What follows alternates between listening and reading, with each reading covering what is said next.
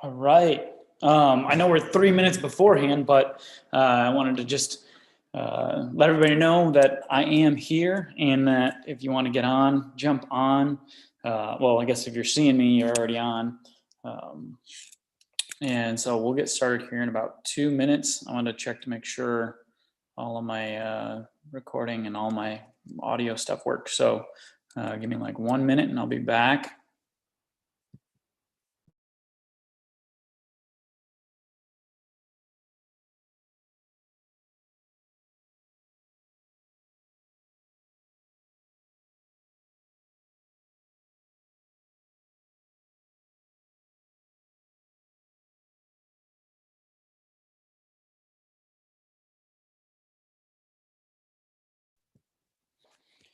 All right, cool. Looks like everything is rocking like it should.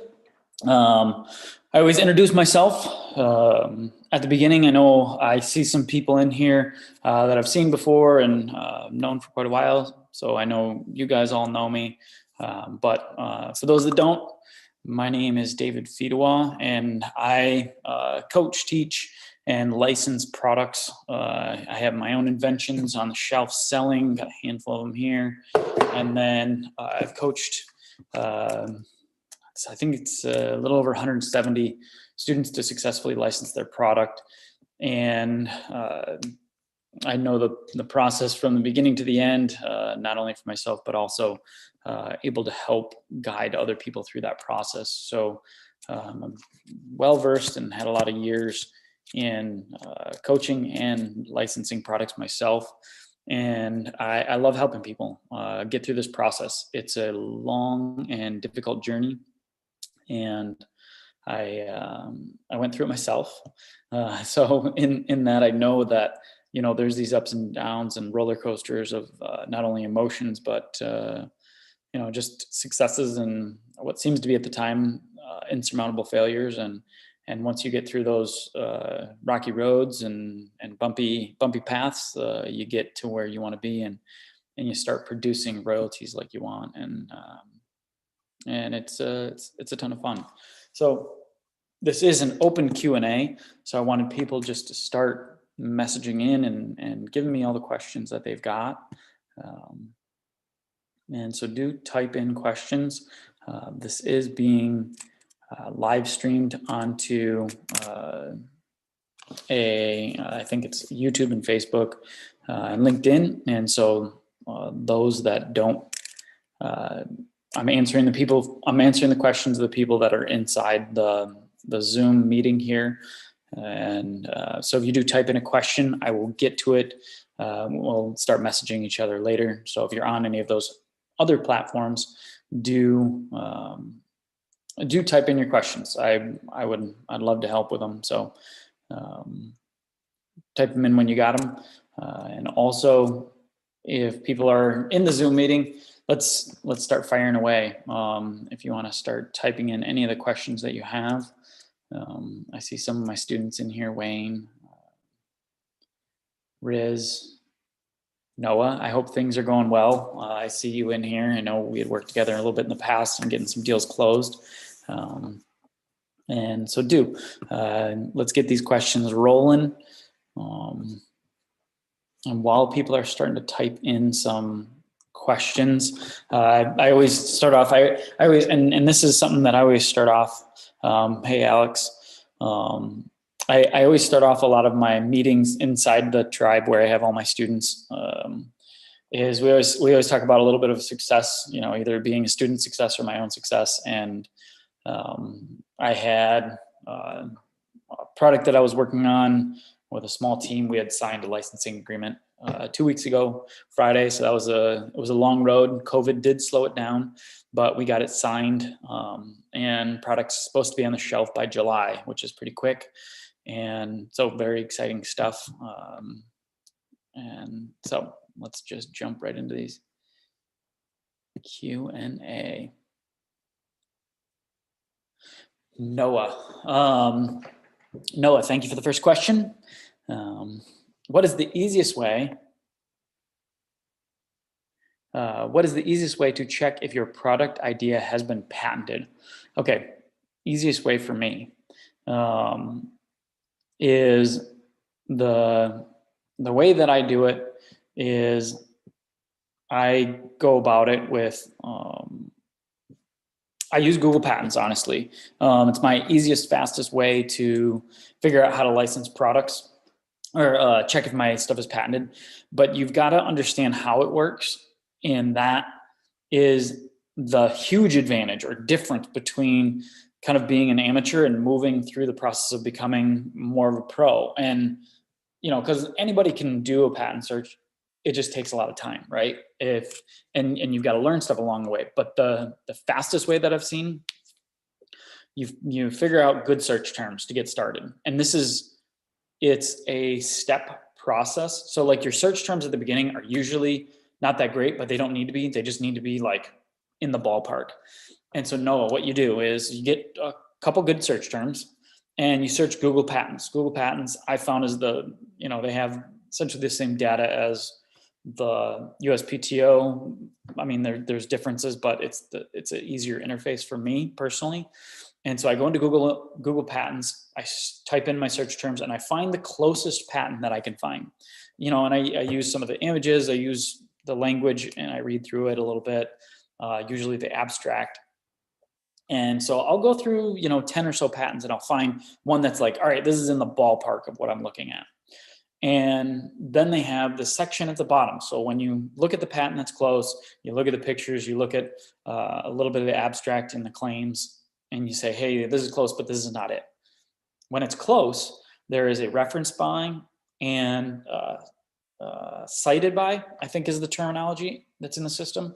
But essentially the reference by is patents that have referenced this patent.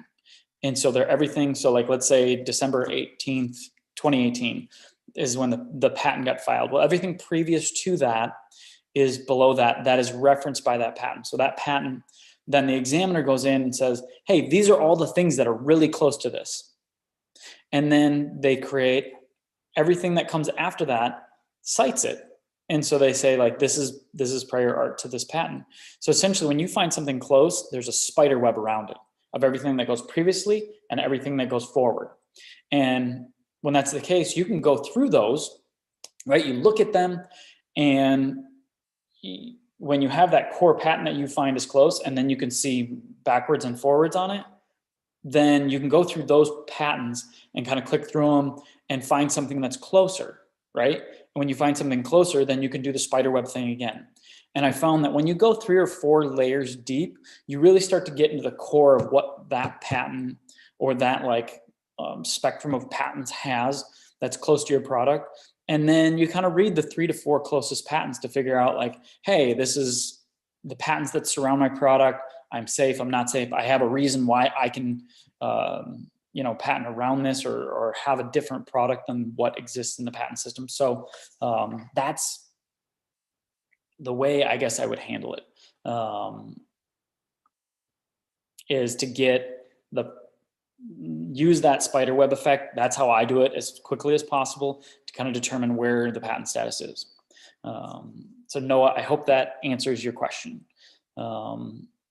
And then another question from Anonymous, do I need a patent before I do anything else? I usually don't have a patent when I get started. And the reason that is because, and personally, I use a PPA, provisional patent application. It's 12 months of filing that you can then file later. You get patent pending status.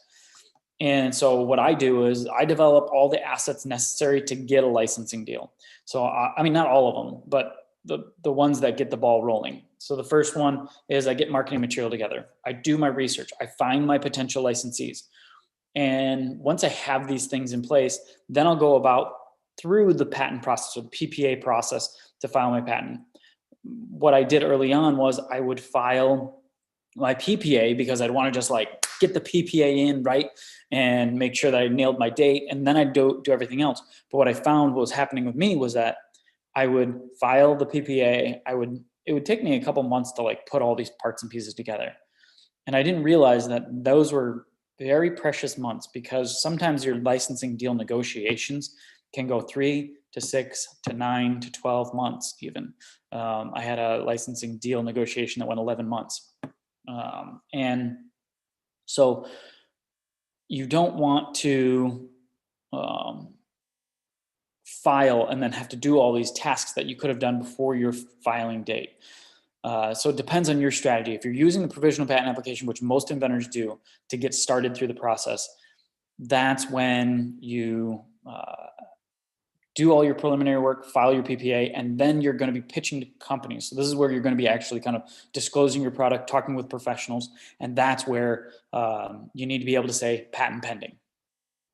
The USPTO created this beautiful tool for us. So do use that patent pending. It's cheaper, $70 as a micro entity, which most inventors are.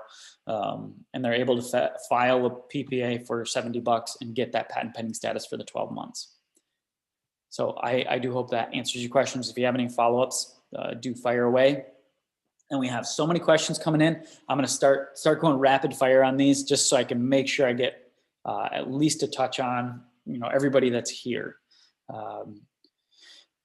Richard said, I have 30 ideas. What factors should we use to help us decide which ones to proceed on? My first one is currently being considered by a company for licensing. Congrats, that's awesome. So the factors that I use is if you have one company or one category that you've already pitched a product in, that is my number one criteria of the next product. And everybody's like, oh, you want the biggest wow factors, you want the cheapest to manufacture, you want the simplest. I will tell you, you will save yourself a ton of time by finding another product that you could pitch to the same companies.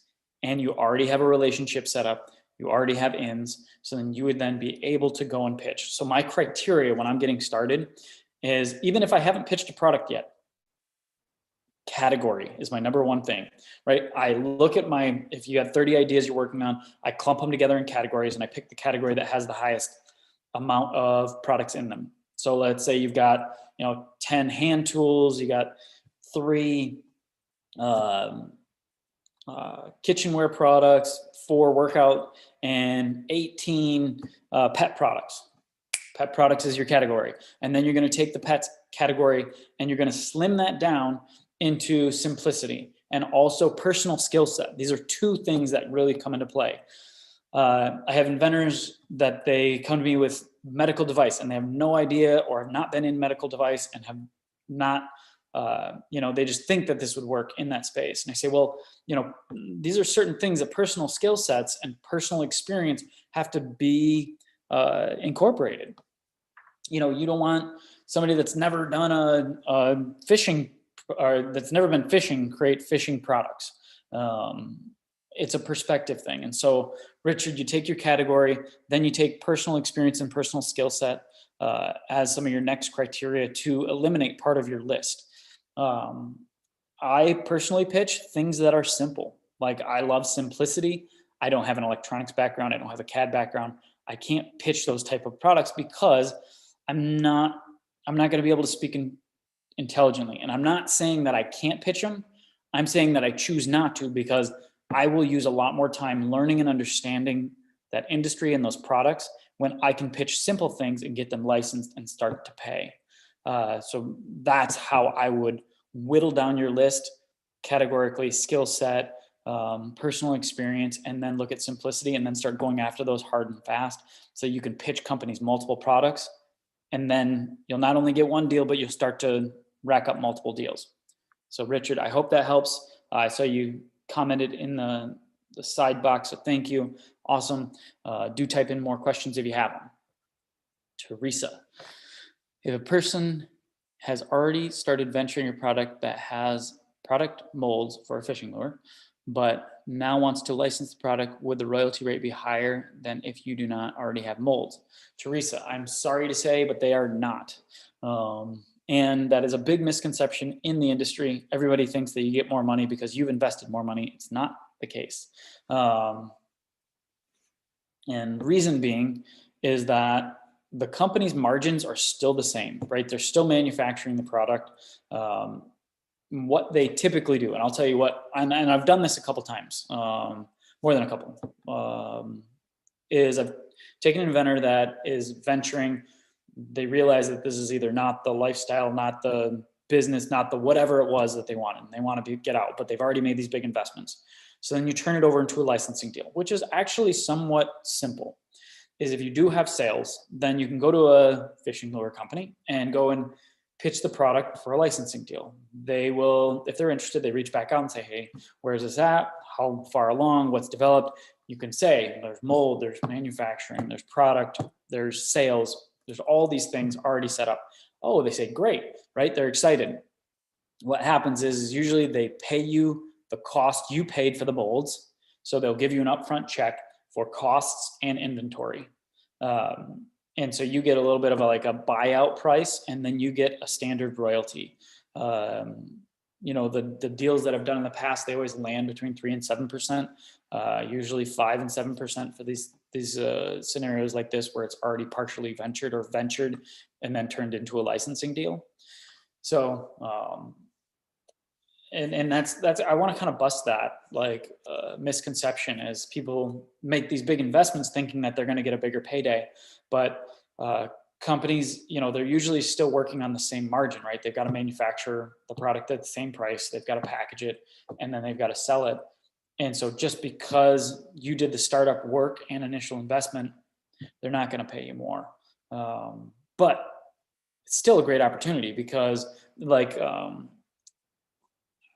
I had worked on a deal, and what happened was the company was selling online, and then they licensed the portion of their business. So they kept their online part of their business. They licensed the other part of their business to retail. And the company that took it to retail, they put it, Home Depot, Lowe's, it's going into Walmart, it's going all these places very quickly.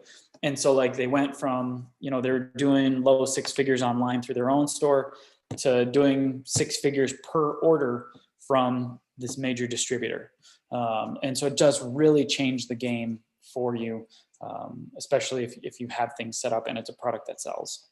So Teresa, thank you. You already typed in. Great. Thank you for the information. Appreciate you coming out tonight to join in. So Martin, do you file for a patent application yourself, or do you use a patent attorney? I file for a PPA myself. They're simple, they're simpler, and they're easier to write. But when I go to utility, I 100% use an attorney. Reason being, provisional patent application, there's different rules. They're a lot looser. They don't review it. It's not like a document that gets read through and they make sure all right, this is a good patent. It gets basically filed into a black box, and it only gets called out when you file your utility patent. So I guess, Martin, it depends on what you're talking about. PPA, patent application, yes, I do. Utility filing, no, I don't.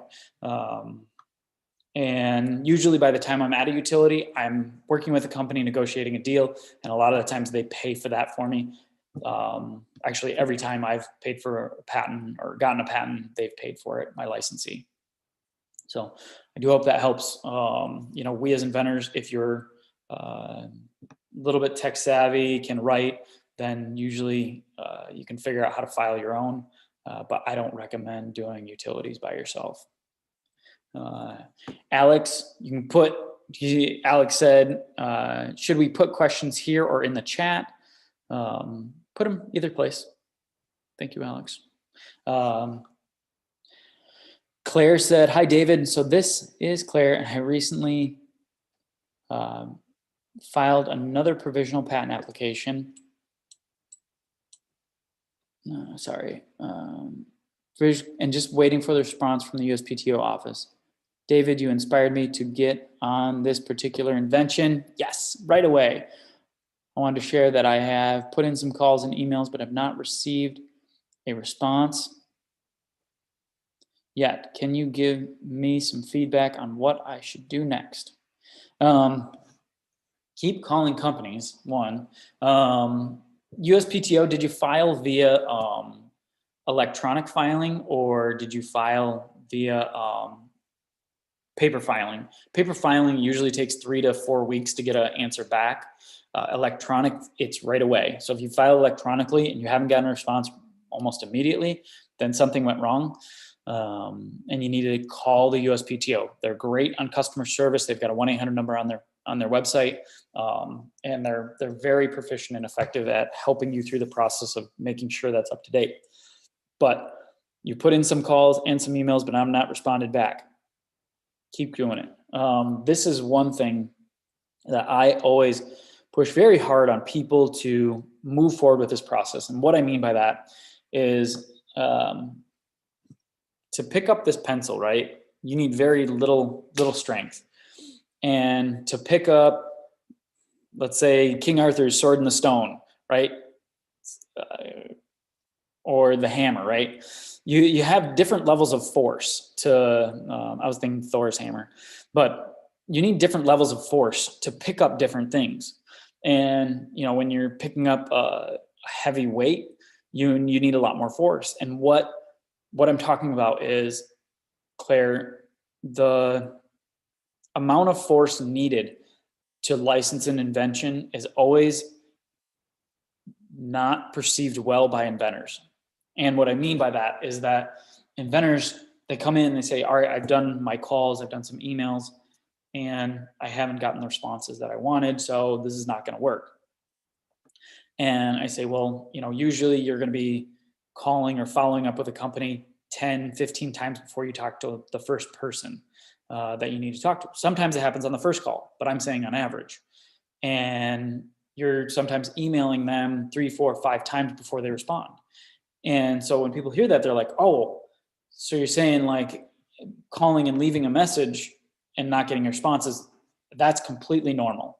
Like, you're in the majority. You're in the minority if you're calling and they're calling you back right away. So Claire, you need actually a lot more force or a lot more leverage and power into getting into companies. You need to be making calls for a longer period of time. Usually you're doing 10, 15 calls, follow-ups, emails to get into the right person. Then once you get that right person, then they say, yes, you can send me your product innovation. Then you're sending them an email with your sell sheet or video, whatever marketing material that you've developed. And through that, then you're going to have to follow up again to get a response out of them. And so a lot of this is the business side of inventing. It's not usually a lot of fun for inventors because normally we're creative, innovative people, and we have a harder time doing the business side. But once you get good at the business side, that's where monetization is. That's where royalties come from. And so the people that I see get paid in this business are the ones that get good at the business side. They can have, mediocre inventions, but get really good at that, but not the other way around. Okay, so Claire, you had some follow-up things here. This time I mailed it 2 days ago. Yeah, you're not going to hear a response if you mailed it for another 3 or 4 weeks with money order and Invention. Yeah, that'll take a little bit for it to process. And then Claire had another follow-up question, and then I'm going to jump into the chat because I see some other ones in the chat, and then I'll come back to the Q&A box. Hey, David, are there any new invention businesses doing e-commerce online? I'm asking because I didn't see any. Invention businesses doing e-commerce. I'm not sure. You might have to clarify on that. What I am seeing is more and more online e-commerce based businesses doing licensing, which is a new market. They're paying higher royalties, usually 12 to 17% on average, because they have bigger margins. They don't work with wholesale price. They work with retail price. So you actually get paid a lot more, and they can project volume a lot better usually. So like, hey, I'm getting $2 per unit, and they sell 100 units a day. And so you can project out royalties pretty well. It's pretty cool. So that's a new invention. But if that's a different question than you had, do clarify and send a message in. So thank you. All right. Alex, I'm so glad I'm here in time. Alex from Montreal. That was 20 minutes ago. So sorry about that, Alex. Jumping over to the chat. You've got around 5 successful projects. Is it right? Yes, I've licensed 5, I guess technically 6 now, plus 2 that are paying on the market right now. And so Riz, hi David, is this toddler company that I'm contacting with is being unreasonable because they have seen my product marketing material and they still not yet said that they are interested, and now they insist on wanting to see my PPA even after I gave them the PPA number and tell them that I would love to show if after interest in discussing manufacturing. Okay, so them asking for the PPA is them actually saying we are interested. You need to get on the phone with them and have a conversation to work through how you move forward into a deal. And that is where, jumping on a call, having a conversation, that will get this to move forward and get you unstuck. A lot of times also getting an NDA signed before they see your PPA. The PPA number just shows that you filed. The PPA is the data that they're looking for. And also to let you know, this industry is very patent heavy. And so I am somewhat careful when I'm in the toddler and baby space. They play with patents a lot more strongly, and it's a difficult, products get licensed, but it's a difficult space to get licenses. And so I would be careful when you're working in this toddler and baby space. Get them on the phone, have a conversation, make sure they're interested in licensing, reiterate these things in emails, and get an NDA signed that's pretty strong before sending over your PPA. And then you had a follow-up question. Maybe this is the risk that we have to take since it is in the toddler industry. They'll sign an NDA if they're serious about it. So I would definitely try to get an NDA first. Alex, how many deal a full-time above 20-hour developers could expect per year? How many deals a full-time product developer could expect per year? Alex, that ranges in a big way. Depends on how the inventor approaches it. If they're very scattered and go categories and jump category to category, could be zero. If they're very direct and they are like a, let's say a workout product inventor or a toy inventor, I've seen 6 deals in 1 year. Probably less than 20 hours. And so it depends on how good you are and how focused you are in your category. Keith, an additional search tool, use Google to find a close patent, find the classification, then search classifications in USPTO. Yes, Keith, thank you for that. You can also search, in a way, classifications in Google patents. But yes, I 100% agree. Do that web thing where you find the closest patent and go through the web and find even closer patents, and then pull the classification, which classification is the number on the patent. You'll see that in the Google Patents document that comes up, and then you can search that classification. Classifications are not like car products. They're very, very specific. Classifications get like narrowed down quite a bit, so you can use them to get pretty close to your product. So thank you. Thank you, Keith. Alex said, I spent too much time on PPAs. What do you think about getting a okay PPA in step 1, then start contacting companies with a sell sheet? Then if you get attention, you can now spend more time to file a way better PPA. Alex, yes, I have used this strategy but the thing is, a lot of times I'm a categorical inventor. So that means I invent for one space at a time. And so I'll develop relationships. Like I have people that, like this product that I'm working on, I have emails where I can email the person that reviews them and they email me back right away. And we've developed relationships over the years. And so I feel comfortable with them reviewing it before I even file a PPA. So I don't even worry about if you talk to a patent attorney, you talk to other people, some people might say like, that's a very dangerous move, which it is. And I understand my risk, but I realize my reward, right? I'm not spending all of my time writing and filing PPAs. I'm spending my time where the money is made by pitching products, getting in front of the people that can say yes. Once they say yes, then I go and work out the PPA in detail. But part of that ability or part of the opportunity to do that is being in one category and sticking to that category. So I guess if you want to go to that strategy, then I would become a category inventor. If not, if you're jumping from category to category, you got to spend a little more time on the PPA.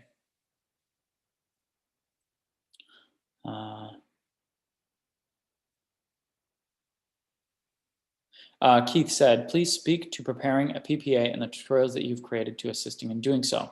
Yes, Keith. So I created a software actually that's similar to like a TurboTax or an H&R Block software. If anybody's familiar with that, it's like a software where we ask you a question. So like, write in a good title, but we don't leave it at that. We have a video, full like 15-20 minute video explaining what good titles are, why they're good titles, how they work, and then 10 examples of good titles so that you can then look at the 10 titles and say, hey, that one, that framework fits mine the best. And then you can use that to type your own title. And the same thing with descriptions, history, drawings, how to create drawings. And so essentially we've created this software where it takes you through the steps of developing a provisional patent application. And essentially you don't say, all right, I've got to figure out how to write a patent. You say, I've got to figure out how to write this or answer this question that they've asked me.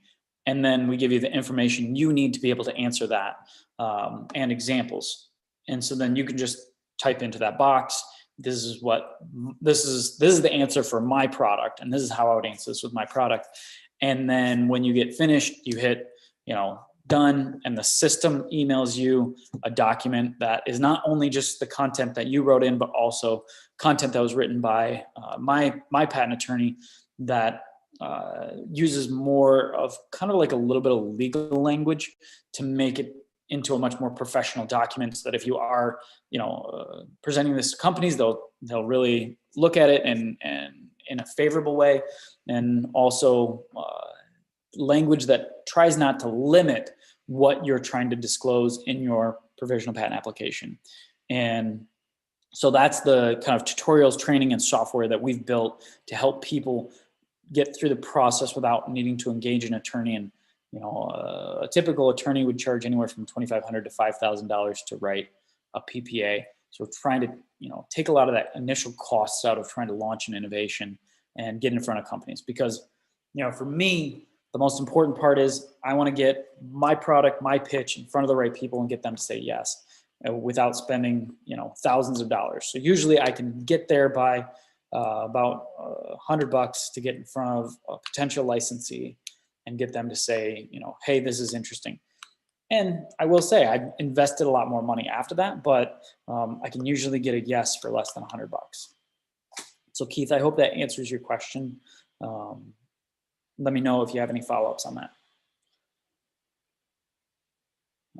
Richard, I refiled the same PPA after the first 12 months. Can you do this on multiple occasions if getting a deal is taking forever? Oh, mine is.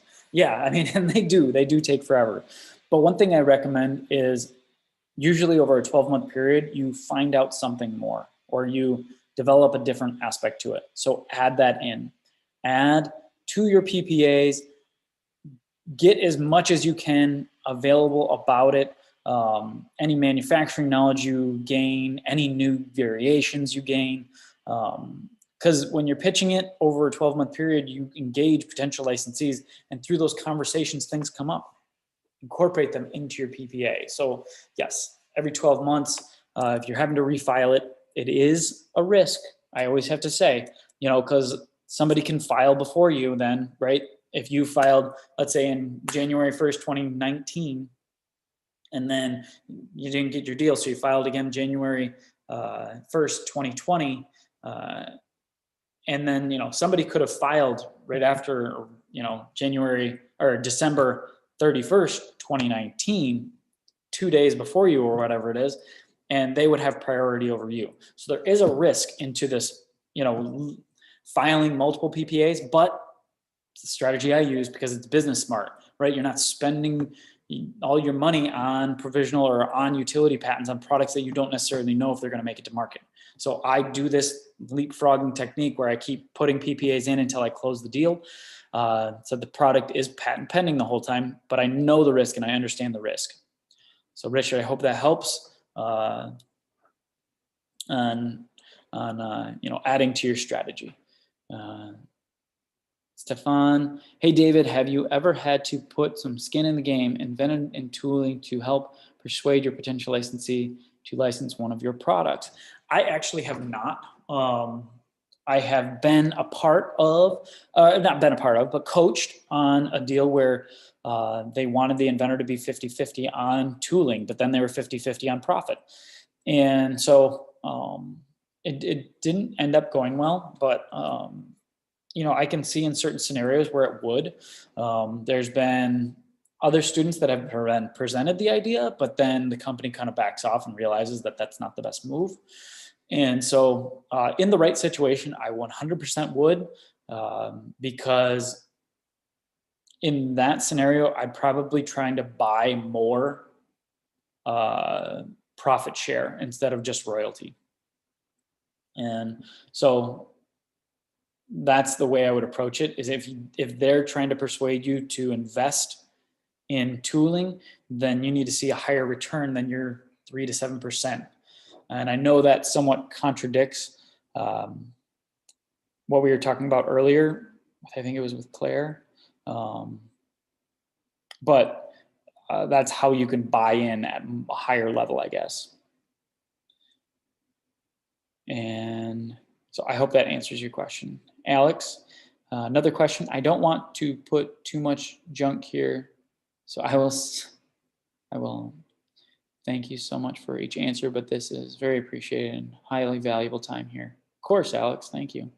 Thank you for your great advice and your great questions from the crowd. Yeah, crowd, keep them coming. Let's keep rocking this. And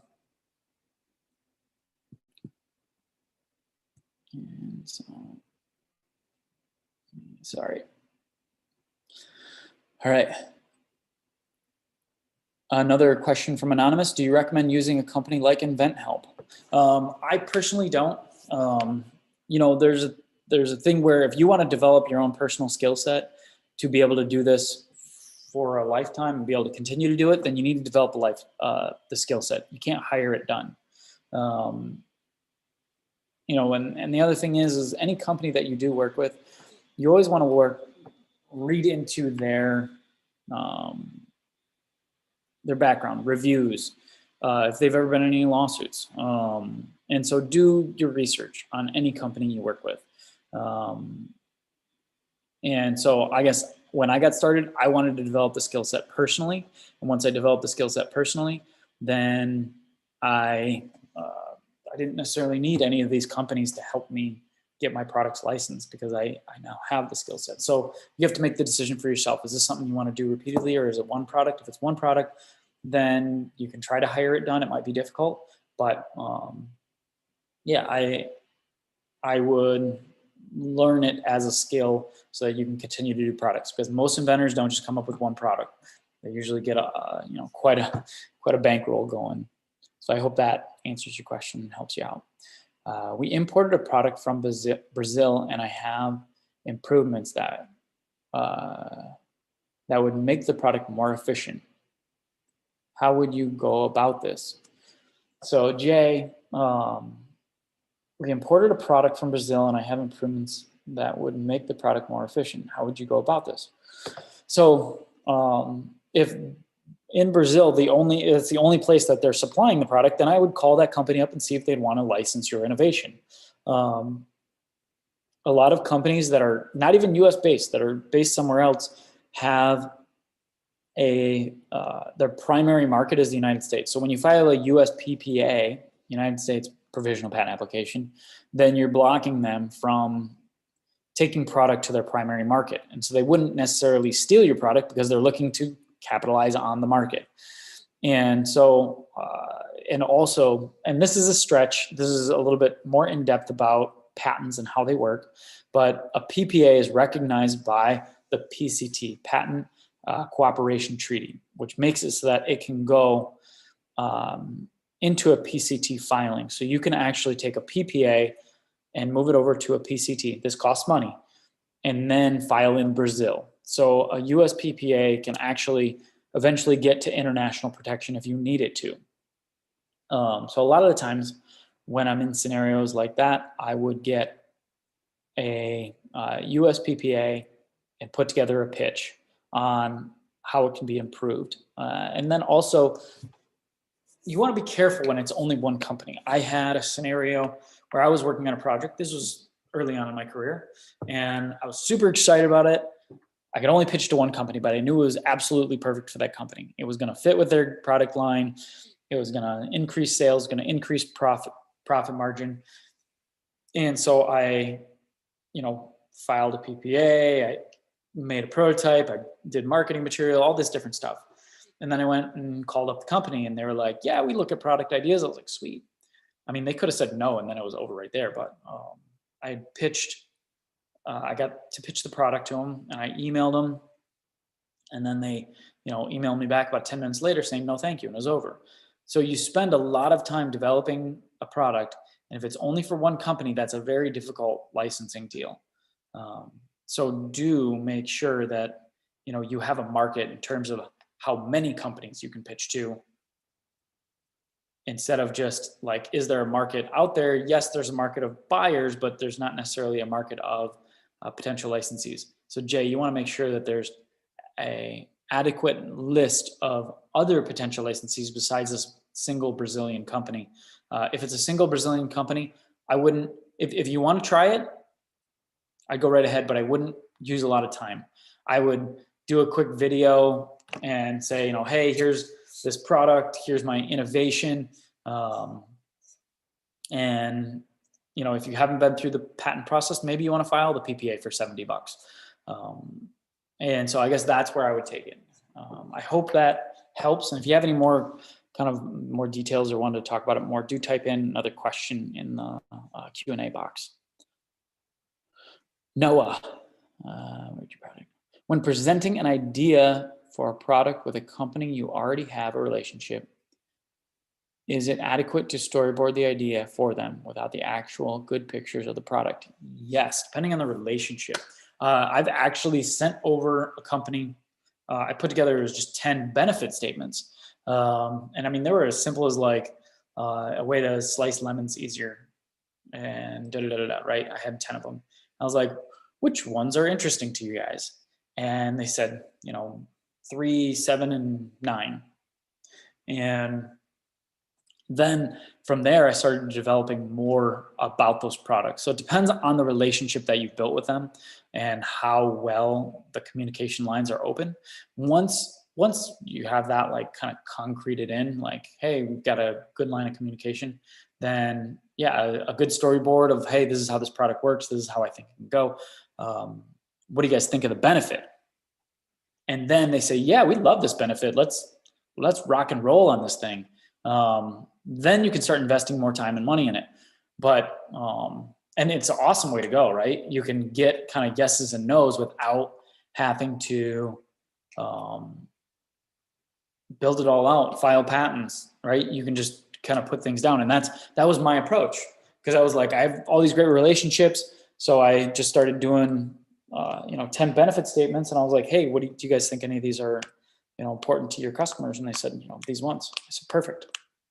And that's where I got the opportunity to just pitch benefit statements and move forward from there. So no, I would try that and just see if they're open to it. If they're open to it once, then obviously you're kind of opening a door to where you can do it multiple times.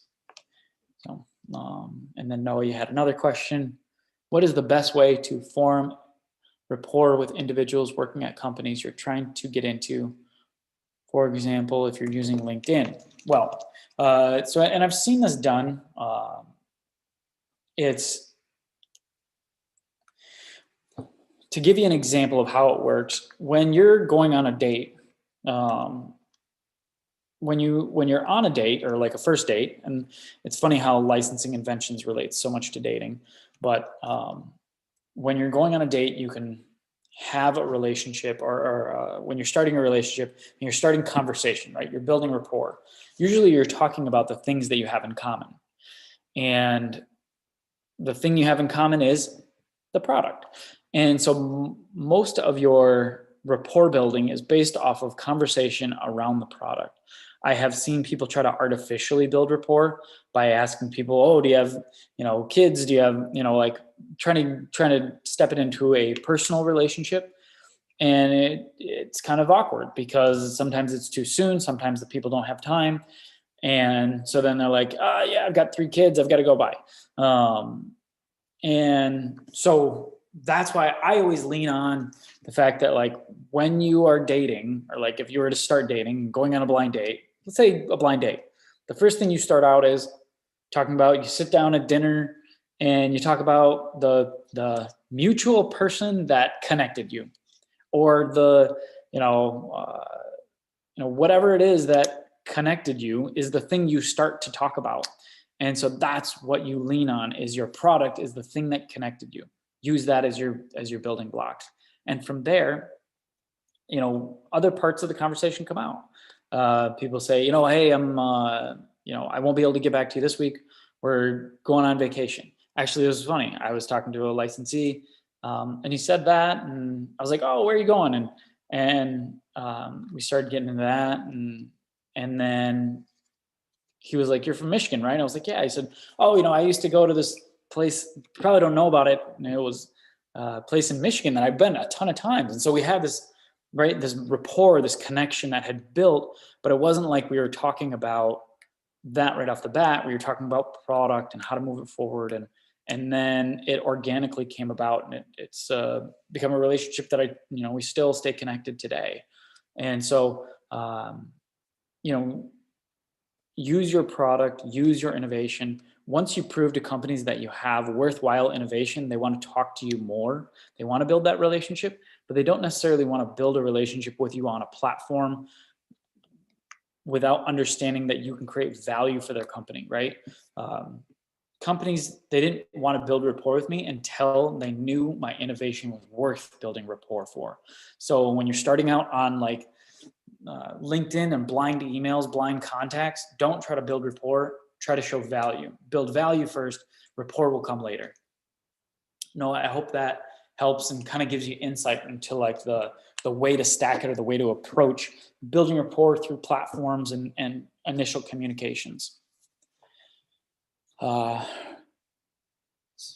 jump over here. Raf. Trying to look at the timestamps to keep answering questions in order. Raf, how robust does the NDA I send to a company have to be when I already have a PPA?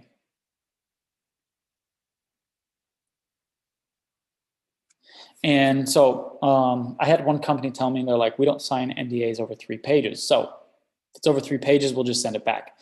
And, we as inventors, product developers, we want super robust, very well protective NDAs, and companies want the opposite. So, most of the time you're not going to be able to get them to sign a robust NDA when you're getting started. And what I mean by that is you're not going to get them to sign a non-compete, a non-reverse engineering NDA that excludes them from the market that they're in, right? They're not signing that. That's craziness. Once they see your product, and this is where actually a lot of the times I find it a better place to get an NDA. So I will do my initial pitch, not under NDA, talk to an attorney, they'll not recommend that. But I do it not under an NDA a lot of the time, because companies don't want to sign NDAs. Once they see the product, they see value, they're like, yes, this is a product that we want to license. Then when you start moving through that process, then you can get a strong NDA, because they know what your product is, they know what you're pitching to them, and they're much more comfortable signing a non-reverse engineering clause, because they know what your product is. They know what they're signing themselves up for, because they're not reverse engineering that product. When they don't know and they've got blinders on, they haven't seen your product yet, they're not going to answer, or they're not going to sign that type of NDA. So, and then Raf, you had kind of a follow-up statement question. As a product designer, I've signed really long, complex NDAs. Most of the time, they're not actually NDAs, they're disclosure agreements. They're not saying that we will not disclose your product. They're saying you're going to disclose your idea to us based on our terms, even though sometimes they say non-disclosure across the top. And so my rule of thumb, I guess, is I've kept them under 3 pages. I keep them pretty simple and straightforward if I want to use a NDA to get started. And that's usually, I also have a PPA filed, and then I have an NDA that's not entirely too strong because I know that they're going to turn it down and it's going to bog down the process and they're going to move on from me. So, Raf, if you do want to use an NDA, keep it under 3 pages and not too aggressive. I hope that helps. Martin says, do you have a mentoring program? Yes, I do have a mentoring program. If you wanted to check out more details at inventtribe.com. There's details all about that. I do coach, as I said at the beginning, I've coached 170, I think 172 now, people to successfully license their products. And so if you are interested in getting into the group and being a part of it, do check out inventtribe.com. I have different programs there for different levels of commitment and different aspects for people. So do check it out. And we'd obviously love to have you part of the Invent Tribe program and bring you inside the tribe and help you get your first or maybe second licensing deal. So Martin, I hope that helps. If you do have any more questions, let me know. I'd love to answer them. Jay, I would add, we buy from one of 6 retailers selling the same product, manufacturers, huge multinational manufacturer. We are a secondary market. Okay. And so sorry, everybody else that is, joining in or not following along, because Jay had asked a previous question about, he got a product from Brazil and he wanted to create innovations to that. And with that, Jay said, I would add, we buy from one of 6 retailers selling the same product. So it's a huge multinational manufacturer and we are a secondary market. It doesn't matter how many retailers there are, it matters how many companies are able to make and sell the product, because those are your potential licensees. The retailers are not. And if it's just one, but you feel that it's still worth it, you may want to get started and file a PPA and pitch to that company. But one thing I would do first, call them up and see if they look at new innovation. You don't want to go through all this trouble and find out that they don't look at new innovation. It can cause trouble, or not trouble, but you've put a lot of trouble into preparing a pitch and then they don't even look at them. So if you are going to go forward with this, call them up, have a conversation if they look at them and who to pitch to, because in a couple months when you're ready, that's when you put everything together and then you're able to pitch to that person. So do find out if they look at them before you do all the work. That's important. And then if they're big, you do probably want to file some type of intellectual property. So when you're having that conversation, you can say this is a patent pending product. So Jay, I hope that answers all 3 of those questions for you. And I'm going to jump back over to the chat box to keep answering questions here.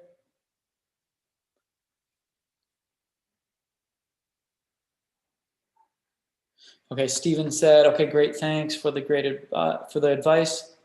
I guess it also depends on how much tooling would cost and how much of a return I would expect from. Okay, so Steven's going back to an earlier question with follow-up information about how to, or the potential licensee is asking for him to make an investment in the product tooling and development and bringing the product forward. And so this is follow-up information saying, like, you need to figure out the numbers, and he has to be straightforward with you. The potential licensee needs to be straightforward with you on how much tooling is, what is the return you're expecting. And you might even be able to put in there that, you get, 50% of profit all the way until you're paid back, and then it bumps down to 25% of profit or something like that. There's ways to negotiate that in there so that you're still making more money than you would, but you make more money until you get all your money back, and then you're still paid a higher level of investment. But you got to keep your mind open to that.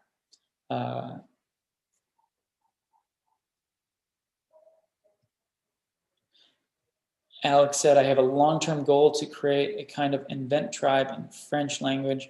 I will get my first licensing deal or two first, but do you have any advice? Yeah, I would get some deals under your belt. Super important. You learn so much when you get those deals and you start closing them. Your eyes really open to how the process really truly works. And I guess the best way I think about it is like when I started in the business, I had this idea, right? Or this, well, let me put it this way. Everybody projects a mental theater, right? They have this idea and they project it out in their mental theater on how it's supposed to go. And, even if you're, going to your first day at work or doing whatever you're doing, right? People think about it and they project out in their world on this is how it should go. Well, the same thing with inventing process. When you're bringing your product to market, you're projecting your mind. You're like, all right, so I'm gonna do this. I'm gonna do this. I'm gonna do this, and these things are gonna happen. And this is a lot like a meteorite. When the idea is in space, floating around, it has no friction to it, right? Your idea is inside your head. There's no friction. There's no thing pushing against it because it's in your head. And anything is possible. And so once your product starts coming into reality, right? It comes out of your mind and into the real world, there's friction. And that's the meteorite entering our atmosphere. And so, Alex, if you want to create an invent tribe, you first bring a product to market, and you will find that like you have this mental theater that plays out, and then things change as the product really comes into reality, and your personal perspectives change, and then you see how products really come to market, how they work, how the licensing process comes to fruition, and then when royalty checks come in, what they look like, how they work. And so as your meteorite comes to Earth, your perspectives all change. And with those changing perspectives, that's how you get that different perspective on how to help people get their products licensed. And that's what Invent Tribe is all about, is helping people get their products licensed. And I do that through my own personal perspective, because I've gone through that meteorite process multiple times, and I've also done it multiple times with students. And so you not only need to know how to do it yourself, but there's a different perspective you need on how to teach and motivate other people how to do it themselves. And so once you do it yourself, your perspective changes. And then once you start to teaching other people how to do it, your perspective and your learning and everything grows with it. So Alex, that's what I would do, is get your first deal, and then start to grow from there. And then you'll be able to do it. Martin says, thank you.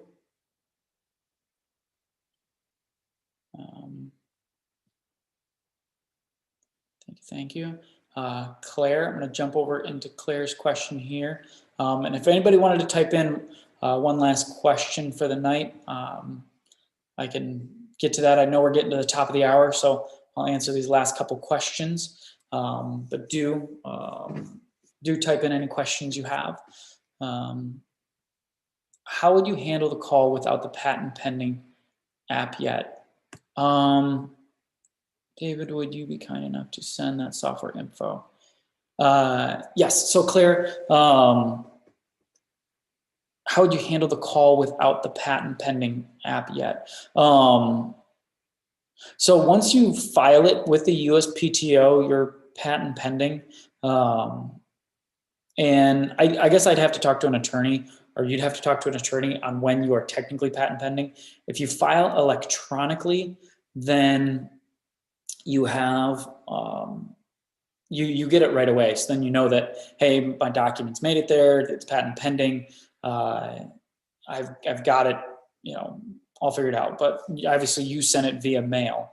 And so I've heard, and I don't know how true this is, but once The US government, which is technically an extension of the US government, is the US Postal Service. So once they have it, then it's considered patent pending. I don't know how true that is. But when you filed it, I usually, when I got started, I'd file it in paper and I'd wait a week or two. And then, if people ask me, I'd say it's patent pending. I don't know how true that is, but that's something you need to look into with your attorney. But you can wait the 3 weeks if you want, and if you're more comfortable, to get the patent pending documents back. David, would you be kind enough to send the software info? Yes. So the software, you have to be part of the tribe of my Invent Tribe, which you check out inventtribe.com to become a member. And every single membership comes with the PPA software. That software has unlimited, so you can file as many provisional patent applications as you'd like through that. And then I think you had another one. Should I still proceed to pitch to companies without it? To be honest, Claire, I do, just because I want to get the ball rolling and I'm excited. So I start pitching as soon as I get documents sent to the USPTO. And because a lot of the times you're, like we talked about at the beginning of the call, sometimes you're calling these companies 10 times before you're talking to anyone. So it might be the fact that you actually talk to, or you don't talk to anybody until you get those documents back, because you can't just call somebody 10 times in a row. You got to call them on Monday, you got to call them on Wednesday, you got to call them on Friday. You're not leaving voicemails, and you're just continuing to call and follow up. And then you're eventually trying to get their email address. So like, you don't get in right away. And that's why I'd say start pitching right away once you've filed them. And then maybe by the time you get in, you're actually pitching them the product. So Claire, that's how I would proceed, is I would get started as soon as you can.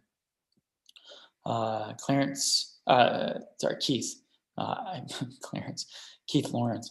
I'm working on an idea of writing a PPA now in the home improvement area that is inexpensive, and after a bit of use is disposable, then would need to be repurchased for subsequent projects.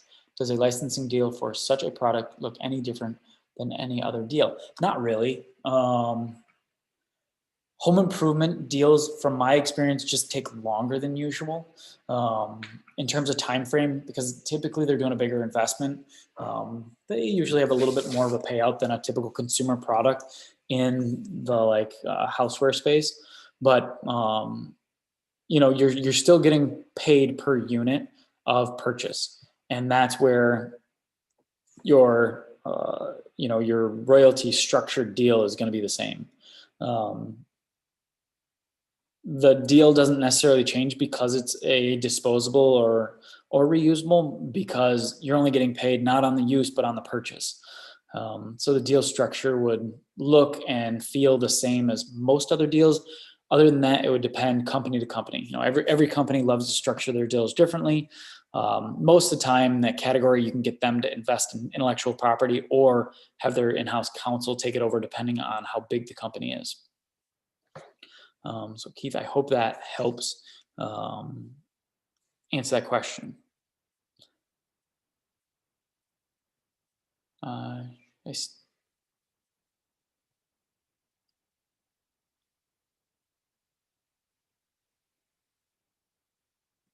And I think we had one other one. Paul said, thanks for sharing. We met at a few years ago. Oh yes, at the Minnesota Inventors Network. I love that talk. That was awesome group there. So Paul, I met him at the Minnesota Inventors Network. He was chiming in, and everybody that's here, obviously jump into your inventors group. What is the name of the PPA software? It's Invent Tribe. It's not out in the public domain. You have to buy a membership to get access to it through the PPA. And so as we're wrapping up, I do want to let everybody know we are doing a webinar. It's not a Q&A webinar, but it's me breaking down my 5 steps of getting products licensed. So this is the 5 steps that I break down inside my Invent Tribe membership on Sunday at 8 p.m. Eastern Standard Time. So if you do want to join, I can put a link in the chat to jump over to that Sunday night. webinar. So do join in. I'd love for you to be a part of that webinar. It's breaking down the 5 steps of licensing that I teach in my program. It's the 5 steps that I use to get my products licensed and on the shelf. So do join in. And I've got a couple people commenting. Keith said, great answer. Thank you. Claire said, thank you. Riz said, great stuff. Thank you. And congrats, David, on your new licensing deal. Thank you, Riz. I appreciate that. So I do appreciate everybody coming out tonight and being a part of this webinar and throwing out all those great questions. You guys are the ones that made this great webinar with all the questions. So I appreciate everybody coming and staying all the way to the end. So thank you. We're doing these once a month. So look out, be on the email list so that I can invite you to the next one. We're trying to do them usually the last Wednesday or Sunday, or I guess, last Wednesday of the month. So thank you so much. Claire said, I learned a lot today. Thank you. Alex said, very generous. Thank you as usual. Thank you for the webinar, Jay. So thank you all for coming out tonight, and we'll see you all on the next one. Have a great night.